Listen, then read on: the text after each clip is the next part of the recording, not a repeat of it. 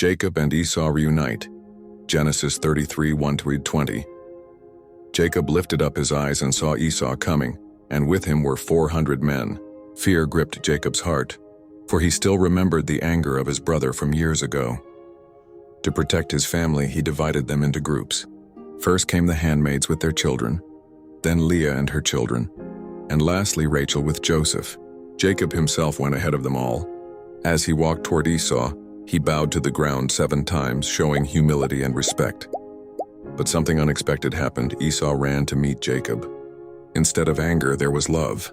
Esau embraced his brother, fell on his neck and kissed him, and together they wept.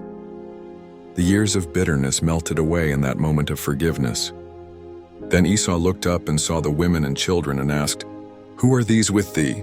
Jacob answered, "The children which God hath graciously given thy servant." One by one the handmaids came with their children and bowed. Then Leah with her children, and finally Rachel and Joseph also bowed before Esau. Esau asked, "What meanest thou by all this drove which I met?" referring to the gifts Jacob had sent ahead. Jacob replied, "These are to find grace in the sight of my Lord." But Esau said, "I have enough, my brother, keep that thou hast unto thyself." Jacob insisted, saying, "Nay, I pray thee, if now I have found grace in thy sight, then receive my present at my hand.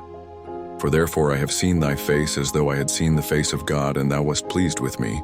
Take, I pray thee, my blessing that is brought to thee, because God hath dealt graciously with me, and because I have enough." So Esau accepted the gifts. Then Esau said, "Let us take our journey and let us go, and I will go before thee." But Jacob replied that the children and the flocks were tender and could not travel fast, so Esau should go ahead while Jacob followed slowly. Esau agreed and returned to Seir, while Jacob journeyed to Succoth, where he built a house and made booths for his cattle. Later Jacob came safely to the city of Shechem, in the land of Canaan, and pitched his tent before the city.